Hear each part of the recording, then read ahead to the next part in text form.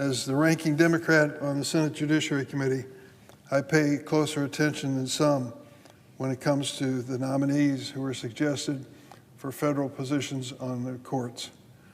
These are positions that are lifetime positions. You take a person and you say, we entrust you with this responsibility and authority for as long as you live. As long as you live. So it isn't a question of 2 years or 4 years and replacing someone if they aren't up to the job.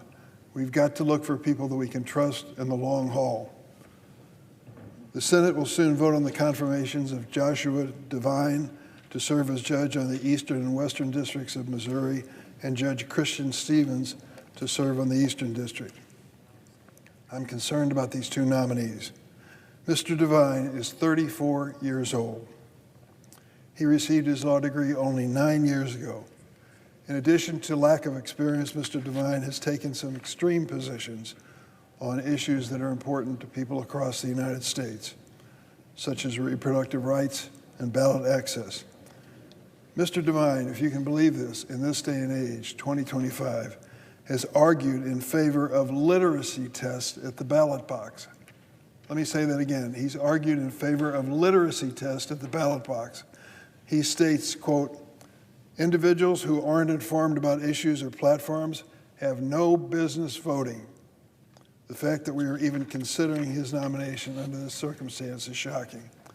Literacy tests have been tried in America. They are a racist relic from the Jim Crow era that were used to prevent immigrants and minorities from voting. It should not be controversial to say that no one who has argued for reviving racist Jim Crow laws belongs on the federal bench, let alone for a lifetime.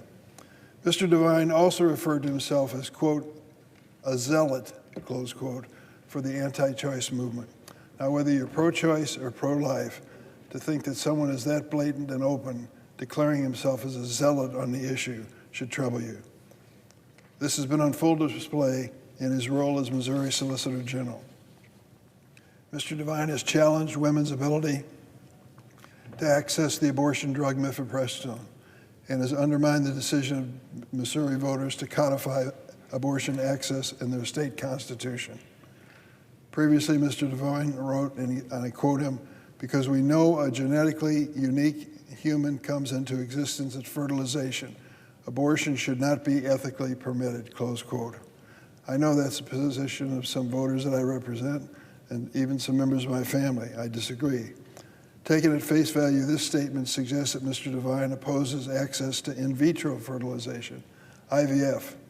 Well, I have some beautiful grandkids who were the product of these IVF procedures.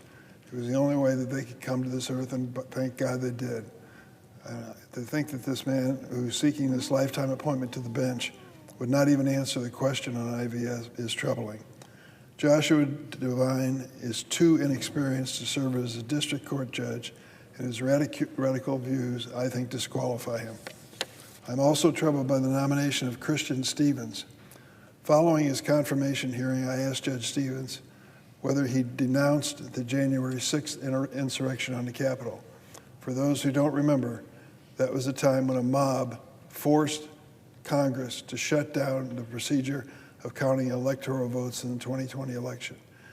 And as a result of that decision, they stormed the Capitol, came into this chamber, videotaped themselves aping by sitting in the chair of the presiding officer, going through the desks of senators, tearing up the place, and unfortunately attacking a lot of innocent people.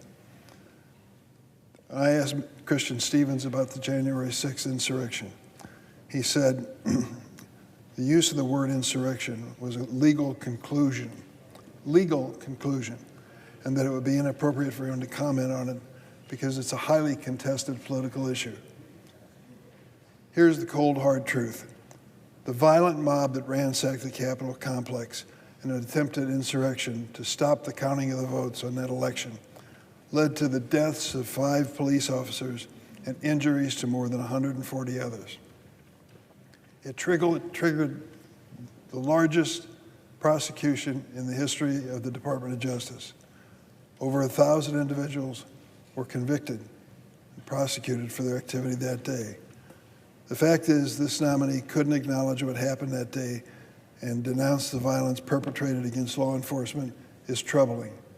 If you can't stand up for the men and women that keep us safe at this very moment in this building, who risk their lives for the members, their staff, and the visitors to the Capitol, you have no place in a lifetime position as a federal judge. I'm also concerned about a law review article Judge Christian Stevens wrote defending the infamous 100-to-1 sentencing disparity between crack cocaine and powder cocaine. I voted for it in the House of Representatives. Why?